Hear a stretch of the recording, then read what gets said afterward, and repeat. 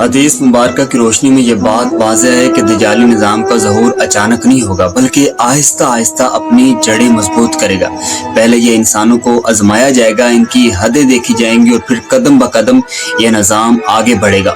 لوگ اس کے خلاف آواز بھی اٹھائیں گے، کچھ وقت کے لیے یہ رکے گا بھی، لیکن مکمل طور پر ختم نہیں ہوگا کیونکہ اس کا آنا طے ہے۔ اصل سوال یہ ہے کہ اس فتنے سے بچنے کا راستہ کیا ہے۔ یہ ممکن ہی نہیں کہ نبی کریم صلی اللہ علیہ وآلہ وسلم صرف اس فتنے کی خبر دیں اور اس سے بچنے کا طریقہ نہ بتائیں۔ احادیث میں واضح رہنمائی موجود ہے۔ اس دور میں اکیلے کھڑے ہو کر نظام سے ٹکر لینے کی کوشش نہ کرو کیونکہ یہ جذباتی قدم تمہیں نقصان پہنچا سکتا ہے۔ اس کے بجائے حکمت، صبر اور ایمان کو مضبوط رکھنے کی تلقین کی گئی ہے۔ اس لیے سورہ کہف کی ابتدائی آیات کو یاد رکھنے اور ان پر غور کرنے کا حکم دیا گیا ہے۔ ان آیات میں اہل ایمان کے لیے صبر، استقامت اور اللہ پر بھروسے کی وہ بنیاد رکھی گئی ہے جو انسان کو ہر بڑے فتنے میں ثابت قدم رکھتی ہے۔ اصحاب کہف کی مثال بھی اس لیے دی گئی جب پورا معاشرہ گمراہی میں ڈوب چکا تھا، انہوں نے تنہائی اختیار کی مگر اپنے ایمان کا سودا نہیں کیا۔ انہوں نے حالات سے سمجھوتہ کرنے کی بجائے اللہ پر توکل کیا اور یہی ان کی نجات کا سبب بنا۔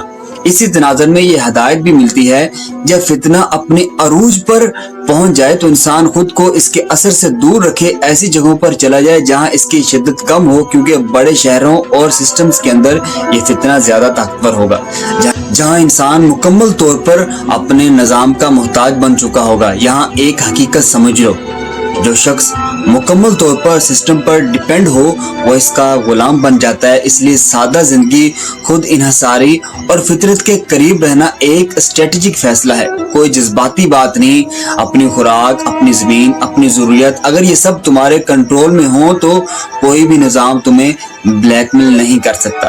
لیکن اصل بقا صرف جسمانی نہیں بلکہ ایمانی ہے۔ نبی کریم صلی اللہ علیہ وآلہ وسلم نے فرمایا کہ جو شخص دجال کو پہچان لے گا وہ اس کے فتنے سے محفوظ رہے گا اور جو شخص شک میں پڑ جائے گا وہ ہلاک ہو جائے گا۔ آج کے دور میں سب سے بڑا مسئلہ یہی ہے، انفارمیشن کا سیلاب، ہر طرف سے آنے والے بیانیے اور کمزور ایمان، یہ سب انسان کو کنفیوز کر دیتے ہیں۔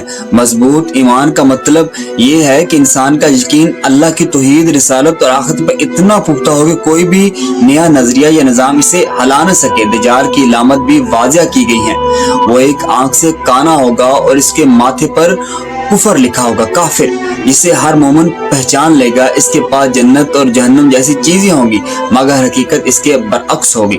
آج کے تناظر میں دیکھو تو وہ چیزیں جو دنیا میں آرام، لذت، آزادی کے نام پر پیش کی جا رہی ہیں اکثر وہی اصل میں انسان کو تباہی کی طرف لے جا رہی ہوتی ہیں۔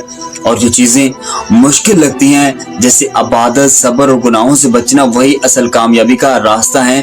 مزید ہدایت یہ دی گئی کہ نماز میں دجال کے فتنے سے پناہ مانگی جائے اور اپنے ایمان کی حفاظت کو سب سے بڑی ترجیح بنایا جائے۔ اور ایک اہم پہلو، صرف خود کو بچانا کافی نہیں بلکہ آنے والی نسلوں کو بھی اس فتنے کے بارے میں آگاہ کرنا ضروری ہے تاکہ وہ اندھی تقلید کا شکار نہ ہو۔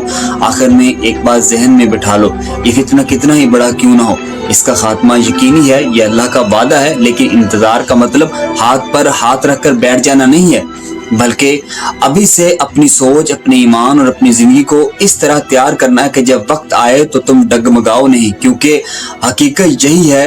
دجالی نظام کی سب سے بڑی طاقت یہ ہے کہ انسان اس کے بغیر جینا ناممکن سمجھنے لگے، اور ایک مومن کی سب سے بڑی طاقت یہ ہے کہ وہ کہے کہ میں صرف اللہ تعالیٰ کا محتاج ہوں۔